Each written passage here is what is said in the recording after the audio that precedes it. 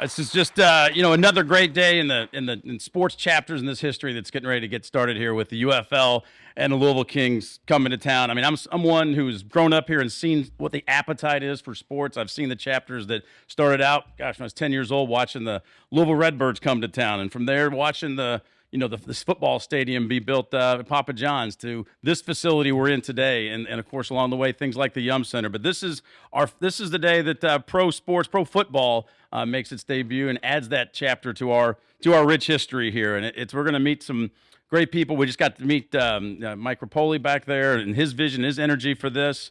And Eric Wood, talked to him earlier. He is as fired up as he can be about what's going to go on here. And so this is going to be just another great chapter in the sports history of this town at a great venue. And you can't have a great venue, and you can't do things without great leadership in this city. And Mayor Craig Greenberg, he's going to kick us off here and tell us about his excitement level here with the Kings coming to town. Well, thank you so much, Drew, and let's go Louisville Kings. Woo. Mike, welcome back to Louisville. Russ, it's great to have you in Louisville. Thanks to everyone for joining us here today for this really exciting announcement. Rachel and I are thrilled to be here to welcome the Louisville Kings officially to our amazing city. I'm going to have to get a little wardrobe change. Of course, I've got plenty of red, got plenty of purple, John. Now, going to need to add that green to our wardrobe for these great games that are coming next spring to cheer on the Louisville Kings as they're coming to Louisville. I mean, this says a lot about our city. Mike and Russ and their team at UFL considered dozens of new cities, and they chose Louisville. And I believe they chose Louisville because what all of us that live in Louisville know. Louisville is an amazing sports city. We're the birthplace of Muhammad Ali. We're the home of the Kentucky Derby, 152 years this year. We're the home of the Louisville Slugger and the Bats. Of course, we're the home of so many amazing championship collegiate teams. We've got Lou City and racing. We're the only city in the world that's going to have hosted all of the PGA Championship, the Ryder Cup, and in 2028, the Solheim Cup when it comes here. We welcome the world for wonderful sporting events every year, and now to have the Louisville Kings and the UFL in our city is really, really wonderful.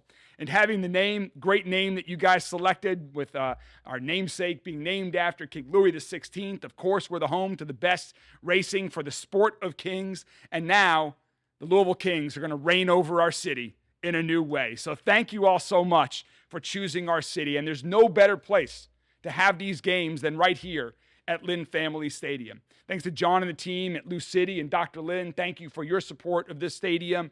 I mean, this is a wonderful place where you will see world-class professional football right up close. It is going to be an amazing fan experience. There's going to be lots to do before and after the games as well. So again, thanks for choosing Louisville. We are so excited to have you all, and we're so excited to kick off the next UFL season right here in Louisville, Kentucky. Go Kings! You don't accomplish something like this with some visionaries. You don't, people that don't listen when people say you can't do something, and you go out there and you do it. And we're going to introduce a couple of guys right now. I mean, Russ Brandon had the wisdom to draft Eric Wood in the first round, so that was obviously a visionary move, one of our favorites around here. And Mike Rapoli as well, who I'm sure people along the way told him he couldn't get vitamin water, couldn't do body armor, and $10 billion later, it looks like he could. And despite the fact we won't let his best horses run from time to time in the Derby, he still wanted to come back here and join us here and choose Louisville for the Kings. So we're going to bring up Russ Brandon first to talk about this league. He's CEO of the league and is going to explain to us what we're going to see here coming next spring. Appreciate you. This is Eric in 2009 right here. No, thank you so much. Not every day life comes completely full circle. Today is a completely full circle day for me. As you mentioned, in 2009, I got to welcome Eric Wood as a first-round pick to the Buffalo Bills, and today he gets to welcome us to his great city of Louisville. So, this is pretty amazing.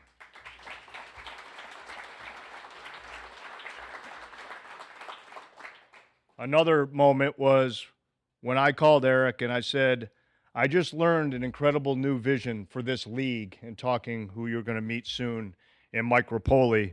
Do you know John Neese? And Eric said, I do.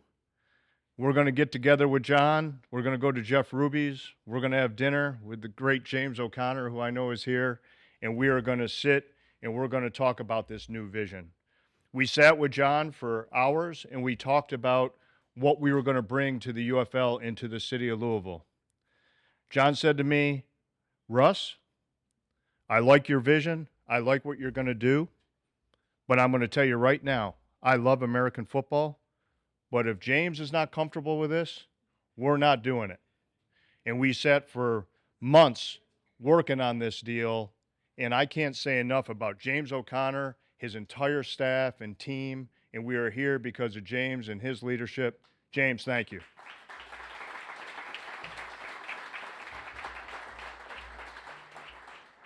And it's a pretty powerful word, is empowerment. I instantly had a connection with John. I've been in the football business for a long time, and you know the good owners from the bad owners. And that word empowerment is very powerful, and I saw how John empowered James and his staff. As much as he may have wanted to do this deal, it had to be right for the city of Louisville, and it had to be right for the facility here. So, John, we're absolutely thrilled. Thank you for everything that you've done to get us here today. We appreciate it.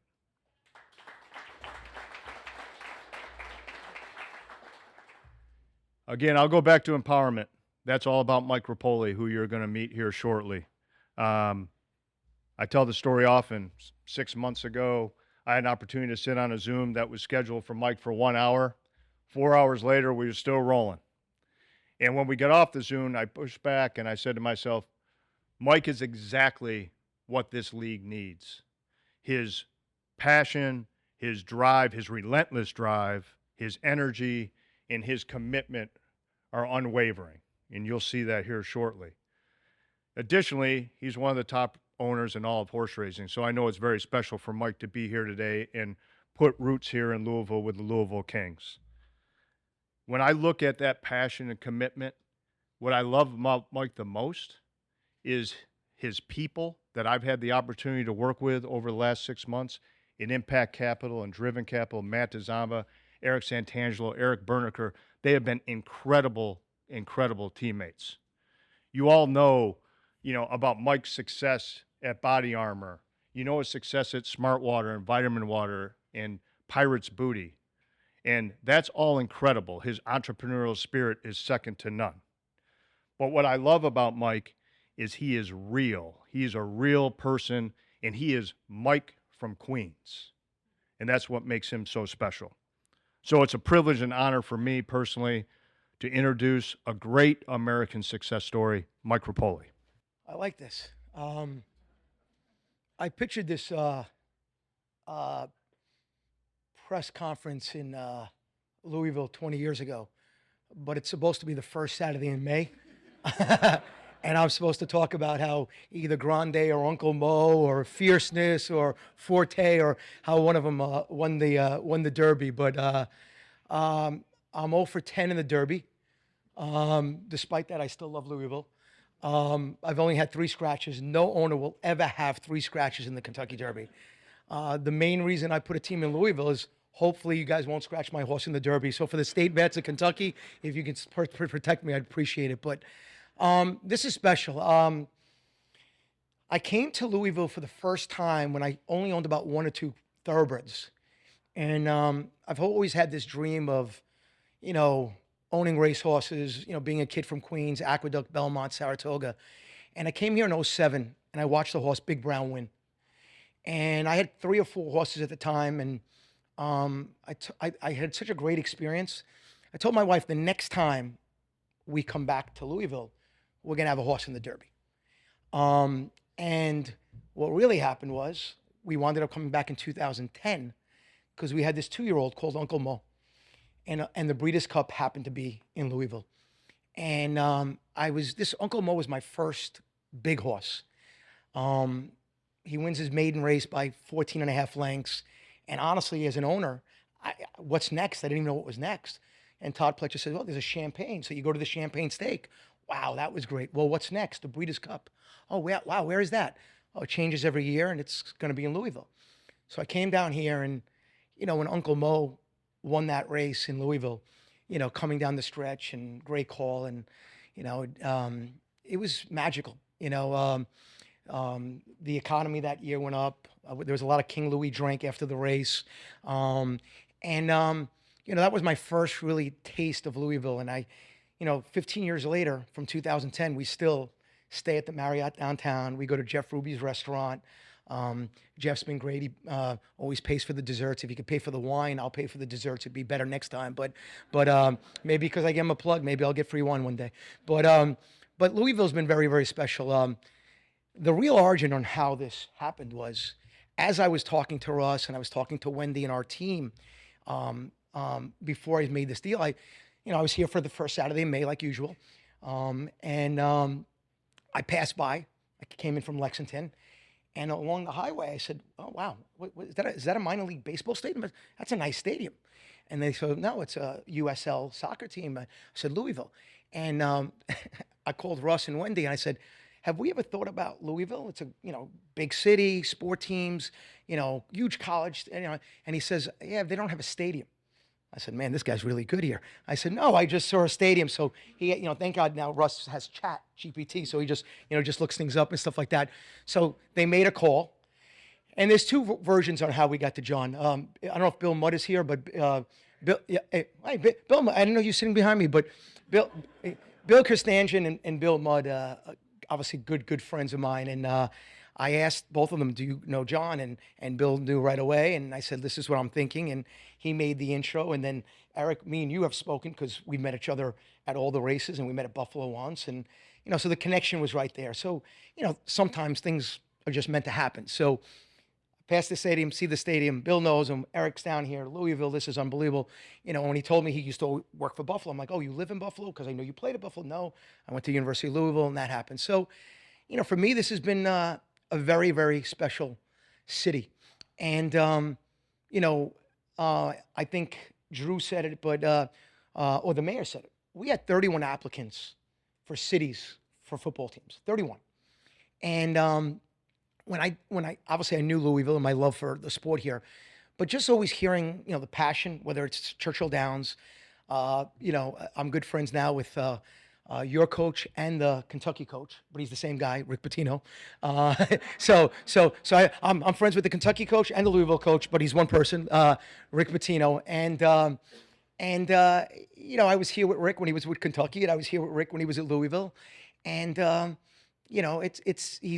I've watched it. I've rooted for Kentucky when he was there. I rooted for Louisville when he was there. The good news is he won a championship there, and he won a championship at Louisville. Hasn't won one at St. John's, but we'll talk about that separately at a different press conference. We're number 2 in the country this year, so we're loaded, by the way. And just no pressure on Rick, but I mean, he is getting older, and if he doesn't win it this year, we got to think about it, right? So he's getting up in age. Things happen, and stuff like that. And then I don't know if you guys know, but I also have a home in Kentucky. Many people don't know. So we're gonna have Lexington people also come here. So we got Lexington and Louisville. And when you look at the color green, I stayed away from blue and I stayed away from red. So I kind of did that strategically, by the way, and went there. So, just amazing what this city means to me. And, my first big wins, I met Rachel and the mayor this May at the Kentucky Derby. You think Bill introduced me, or one of the Bills would introduce me? Absolutely not. I had to win a grade 1 with mind frame in order to get a trophy handed to me from the mayor. So I met him there. I really liked him a lot there. I think it's because we won a race by a nose, but that's another story. Rachel, I liked the entire time, but the mayor, I was lukewarm on. But I want to thank you guys for welcoming us here and everything like that. So there are so many people to thank for this. I mean, I just believe that things happen. Fate happens. Me being in the city, me being, having a house in Kentucky, me being so involved, my relationship with Churchill Downs, and how horse racing got us to this point. So, we're excited about the United Football League. I've always loved sports, and for me, I've watched the NFL just take it to another level. I've watched college football, whether it's Louisville or Kentucky, whether it's SEC or ACC or Big Ten or Big 12. They used to say, well, I think college football is a business. No, college football is a business, and teams like Louisville and Kentucky are probably worth more than Major League Baseball teams and NBA teams. And so the excitement that this area has for football, and everybody loves pro football. And I know there's not like one team here, but I know in Lexington a lot of people go to Cincinnati, so I don't know what team Louisville really roots for. But football is king. I mean, football is here, pro, college, and everybody else. So I've watched people for 40 years try to make this spring football league happen for people that are my age or older. We remember the Houston Gamblers and the Generals and things like that. And, well, why is this going to work? I think this is going to work because the timing is right. We have a great team. We're not only looking at the right markets, we're also looking at the right venue. So, John, when everybody reached out, you didn't have to meet with Russ. I probably would not have, to be honest with you, but maybe. Yeah, he was buying dinner. That's true. And I heard you guys had a good night for a while, and then it turned into early morning. But it's all right. Don't worry about it. So, but John, I do appreciate it because as much as we've gotten help over here, you could have said no, and it would have never got to there, probably, right? So you green lighted the opportunity to get us here, and we thank you so much. But if you say no, it doesn't happen. So what you have done for this city is actually more important than what Russ and I have done. So I really want to give you a big hand. So yeah. Hopefully he lowers the rent. Okay. So now, John, that was good. Come on, seriously, I did a good job there. So now we're here. Right market, right venue. There are very few sports other than pro football and college football that can have 75,000 people show up, 100,000 people show up, 65, a waiting list for the Giants or Green Bay Packers. Even the Jets sell out. Think about that, right? So if the Jets can sell out, football's an easy sell, right? So, and by the way, many people were asking with the green, people were thinking that the Jets were going to be an expansion team. They are not. It's the Kings, just to be clear. I'm from New York. I can say things like that, okay, just so you know. And if I was from somewhere else, I probably would have said it anyway, but we'll use New York as an excuse. But the right market with the right venue. If you didn't have the vision and how this happened to build this stadium, we couldn't play in Louisville Stadium. It fits, I don't know if it fits 45 to 55,000. We couldn't play there. So this is happening because in 2019, you finished a stadium, how long it took for your vision to happen, make it happen, fit 14,000, 15,000 people out there. That's amazing. So it's market and venue. So now when you think about this, think about, NBA gets 15 to 20,000. Major League Baseball, God, some places are getting less than 15, 20,000, but they can get 40,000. You got NBA, hockey, same thing, 15 to 20,000. So now, how do what was the vision that I spoke to my team with? How do we do arena football outdoors? Okay? And 10 years ago, these stadiums, the Orlando Stadium was built in 2017. I think Historic Crew Stadium in Columbus was built in 2014. This stadium was built in 2019. The ability now that you can take football and play inside these amazing soccer facilities is really, really special. And just by going to these games, everybody loves football. And when you're in a stadium that's got 80,000 fans, it's loud, but sometimes it's a tough seat. Sometimes I'd rather just watch at home. I can see the game develop. When you put football in a stadium like this, there isn't a bad seat. Like the worst seat here is the best seat I've ever had in my life until about 10 years ago. Like, it's amazing. And the action of football, where there's a big play, every play, whether it's a hit, whether it's a sack, whether it's a fumble, whether it's a touchdown, that's going to play so well here. And, this is an amazing story that happened today. I wish I could tell you I was making it up. We get off the plane today, and one of the guys sees a couple of the guys with the UFL shirts, and he's probably maybe 21 years old. He goes, "Are you guys with the Louisville Kings?" Not even the UFL, Louisville Kings.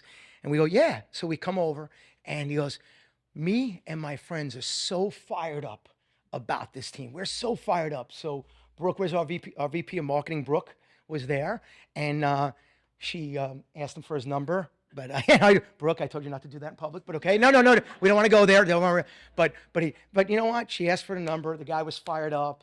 He's going to come here. He's going to come. Maybe we should have flip. He's the first Louisville fan we ran into. We should do something very special for him. Maybe he can sing the national anthem, even if he can't sing. We'll do something special. If not, Mayor Greenberg, you'll do it, which is great. But honestly, to just get off and already meet a fan, just because my nephews are wearing like a UFL shirt, really, really cool. So, guys, we are so excited about being here. Our vision, we're going to go from 8 teams. I want to have expansion of 2 teams. Every 2 years, I said this in 10 years, if this is not a 16-team league, it's on me. It's on me, I've never been afraid to take chances in my life. I mean, Drew talked about the 2 beverage companies. It was a total of 12 billion, not 10. So, I mean, if you're going to say 14 billion, I would have never corrected you. When you were 2 billion short, I have to correct you. So it's total of 12 billion. So write that down. Make sure you don't get that wrong next time. And in horse racing, I see Gary here. I see Bill. There's 20 to 30,000 foals born every year. Only 20 make the Kentucky Derby. I may never win it, but to get there and lose 10, 11 times, and I got such great family and friends that last year they made this T-shirt, and it had Rapoli Stable, and in the back had every horse that raced and what place they came in, and they had Grande ? Next year it will say scratched 0 for 11. So what great family and friends I have. Seriously, they're unbelievable. So, I come down here and I bring 100 people to the Derby or the Breeders' Cup, and 99 of us, win or lose, have the greatest time of their life. They wanted dresses and hats and suits and what's the big wine and steaks at Jeff Ruby's. King Louis, Mike, we're going to have King Louis today? Yeah, sure. It's free tonight. Don't worry about it, guys. No problem. And then there's me. If I win, I'm as happy as them. If I lose, I feel like these guys party even harder. They don't care. They really don't care. They really don't care. So I am so excited. Thank you, Mayor. Thank you, Eric. You've been a great ally for us. Thank you, John, for making it happen. Bill, thank you so much for making the introduction. Russ, thank you for not knowing the stadium and having me discovered on my own. I appreciate it. So, he's from Buffalo. He's limited a little bit. But guys, honestly, I'm so fired up. I see the mayor's really, really fired up. And you know what? Let's do 2 things. Let's win a championship with the Louisville Kings, King Louis, the Sport of Kings, and let me run in the damn Derby, okay? I don't care. I don't care if I come in 20th. Just let me show up at the gate, all right? But thank you guys, man. I really, really appreciate it. I'm excited by this one, okay? Thank you. Thank you. It's real easy to see you and Coach Patino getting along pretty well. I think those conversations must be good. We're going to introduce John Neese here first, but Dr. Lynn is here, and he bears the name of the stadium, so I think it's worth acknowledging Dr. Lynn being here because it adds to his collection of soccer stadiums named after him in the town, and that wouldn't have the venue without people like Dr. Lynn, people like John Neese, who, it's a great local organization of owners, guys who are leaders, and they had to choose one leader amongst all of them, and John Neese has been able to manage that crew, and I know enough of them to know that that's no easy job. So let's hear from John right now. I know you're fired up for this today. So, well, I'm not sure how you follow all of that, but thank you guys for being here. We're excited to have you, to the media for coming, and for the first group of fans that we've seen running around here, and they're, Kings, look, we know it. I do want to tell a couple of funny stories, though, that I think relate. So imagine, just if you can, me, first of all, 10 years ago when they asked me to take over as chairman, and James O'Connor trying to explain to me what a pitch was, and I'm thinking our Cincinnati Reds, right? And then what a kit is, and I have no idea. And then he starts talking about boots. So I'm totally lost. So we've had a lot of fun over the years of me saying the grass is always greener, don't look a gift horse in the mouth, right? He has no clue what I'm talking about coming from Ireland. So we have to explain it. So imagine when I called him and said, I want to have dinner, and we're going to have a dinner with these guys to talk about football. He goes, what do you mean? I said, about bringing a football team to Louisville. He said, John, we have a football team in Louisville. In fact, we have 2 of them. And I said, no, James, it's a different kind of football. So if you get the correlation, the FUTBOL, and in our course, FOOTBALL, and then you try to write a 2-minute speech, whether it's spell check or chat GPT, all it takes you to is UFO, right? Not UFL. And I got a good kick out of that to myself because, like, oh my God, I'm trying to identify unidentified flying object for Louisville. And then after I thought about it for a minute, I thought how appropriate that was for us 11 years ago. You know, Wayne Estopanol had a vision of bringing a football team here, not me, right? And then a whole lot of people got involved and put money into helping this thing get off the ground. And if there wasn't an unidentified flying object in Louisville at that time, that wasn't told to us anyway, I don't know where it would have been. But we collectively as a group and as a community got it done. You know, the mayor's office at the time helped us. Metro Council helped us. The state of Kentucky stepped up and helped us. And I think most importantly to us, our fan base stepped up and showed up. Dr. Lynn and others, you know, we've got a lot of great sponsors. And without them, we wouldn't be where we are. But it really is a community effort to do what we want to do. And we can't forget that as the Kings come here. You know, if they play in front of 2,000 people, it's not going to work. So when you run into those guys at the airport or at your favorite watering hole, be sure and buy me a drink because I enjoy those. But when you get to those, be sure you remember that it does take a community to make this thing really work. And we've got to support it. We will say right from the start, or at least from my first year, I said to James, what's our number one objective? And that's to fill those trophy cases. We've done that. I think we've done that with our youth programs too. Racing is getting there, you know, just a little bit more hard work this year, and we make the playoffs for the first time. But we're so proud of the professional athletes that represent us. And what really got in my heart in the beginning wasn't that every one of these guys knew that he was going to go play at the next level. It was that he knew we were providing him an opportunity to maybe do that.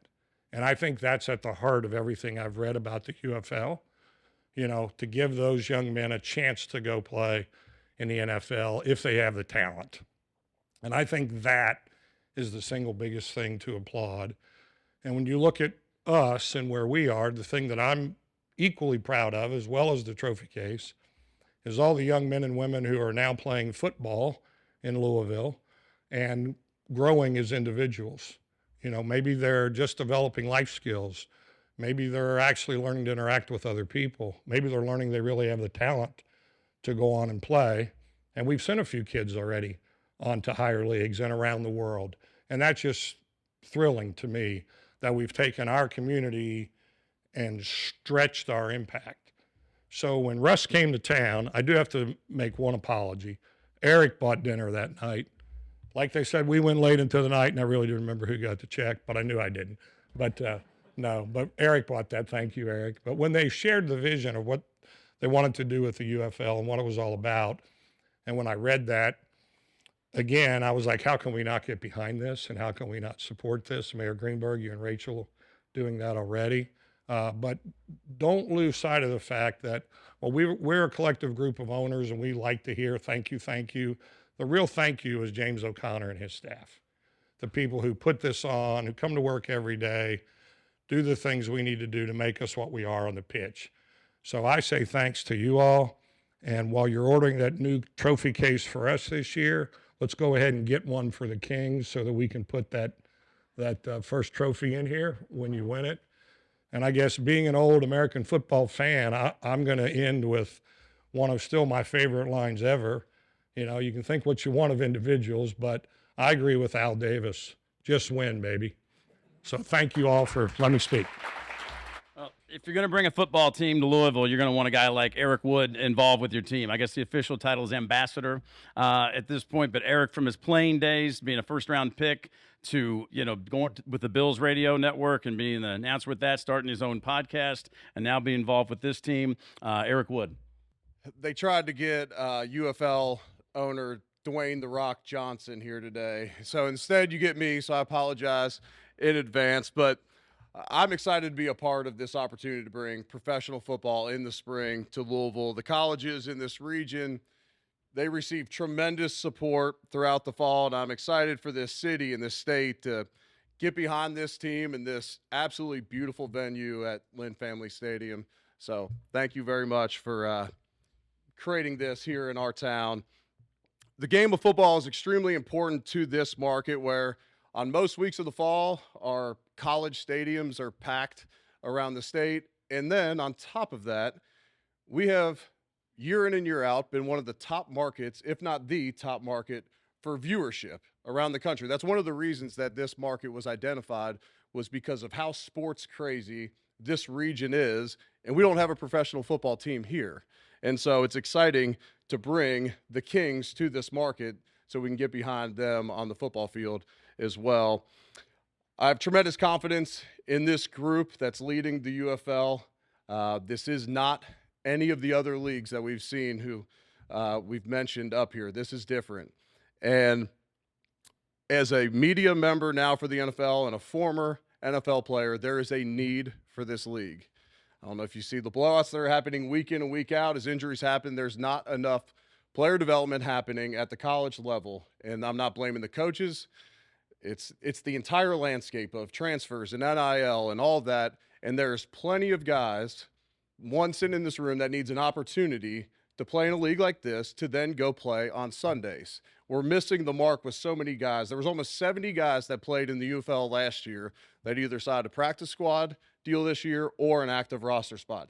That's a significant portion of the NFL that if those guys weren't getting reps in the spring, they don't make those teams. You talk about finding an opportunity, John. Those guys got an opportunity, and it's special to bring that here.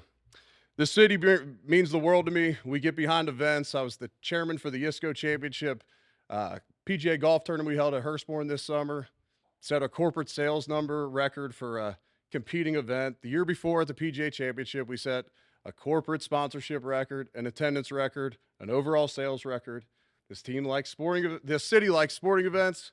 We like social events, and we're going to bring that here. We're going to have a fun, family-oriented game day experience where whether that involves a bar crawl like they do in soccer or if that's a tailgate scene, it's going to be fun this spring as we kind of rally into our big moments that come also in the spring in this city. To quote our very own Muhammad Ali, "He who is not courageous enough to take risks will accomplish nothing in life." Mike mentioned that earlier. I appreciate the UFL taking a risk to bring this team to this city, but I don't know that it's a huge risk when you look at this market and what we will do to support our teams. And so this team will be successful on and off the field. They will come in for 5 home games the day before, community service events that are going to make a community impact here as well. And then we're going to have a lot of fun supporting this team. So thank you for everybody coming out. Thank you for all that made this happen. It's exciting for me to be a part of this, especially with my brother Russ, who I go in the league and he's my boss, and now he's my member partner at golf tournaments, and now get to work with him to an extent. So I can't wait to see everybody at a game this spring. Me and my family will be here as well. Go Kings. Just because Eric said it first, I didn't really want to mention it until he mentioned it, which was great, by the way, is that what we see in this league is what's happening right now in college sports, Kentucky, Louisville, all these sports. These players are free agents after 1 year. These coaches can go 10-1 one year and then 0-11 the next year. They can win Coach of the Year for the conference and then be unemployed the year after. The pressure to win at college is super high stakes. Probably tougher than the NFL, obviously, right? Think about if the NFL had free agency. So the developmental of players is not happening. It's not. Coach, I told Tom Brady, he's my partner, Noble. I said, the day that you can come in, be a redshirt freshman, not start your freshman year, your sophomore year, junior year, get some reps, and then play your senior year, and then get drafted in the 6th round, and then sit behind Bledsoe. I said, Tom, if you were playing today, you'd be at Morgan Stanley. So not sure if you could make it Morgan Stanley, but it's another story. But think about that. Like, that doesn't happen anymore. You go from one team to another team to another team, and coaches like, you know what, I'm going to develop him because in 2 years he's going to be really good. He'll have 2 other schools before that happens. So the role, and we don't have a structured relationship with the NFL. But you know what? There are people that helped me get here in my life. I mean, what John was talking about, players that play here, and how they've gone to the next level, and this, and what you give back to the community and making it happen from your youth soccer to this. I mean, I love that. And Eric, you're a son of Louisville. You played here. You work somewhere else. You fly back. Your family's here. I mean, it's special. And I always, my family's always said, give people in life what they want. In turn, you'll get what you want. The ability that we have 30, 40 players on NFL rosters and almost 100 that sign contracts. When I watch the guy on the Cowboys, Aubrey, kick a 64-yard field goal to tie the game, and then they win it in overtime. He came through the league. The guy on Bates on Michigan who kicks, 55, 60-yarders. I watch them through the, go through the league. Our ability is, we're going to help develop these players. The type of coaches we're going to hire are going to be teachers and mentors. Eric, they call him ambassador. Just so you know, his title is center. That's what his title is. So no, he doesn't know that yet. We got him excited about this, have him come on the football field, but he's going to be the center the first couple of years. And we signed a 2-year contract. But the ability that somebody like Eric can come in here and coach and teach and mentor these guys. He does this at the professional ranks with the Bills. This level is about guys that want to, I got a saying, think big, dream bigger. How do we help those kids get to the next level? And, the one thing when I address the entire league of players in February is I'm going to say, listen, I don't want you back next year. If you're back here next year, we did a bad job. My goal is to, in 5 years, watch 300 players in the NFL that came through the UFL. And, whether it's, coaches that have retired that can come back on Tuesdays and Thursdays, speak to the team, local heroes here, going to be very, very special. And the last thing that we're going to do is we want, Eric obviously has tremendous ties. He lives here and he went to Louisville and he's, big time, NFL,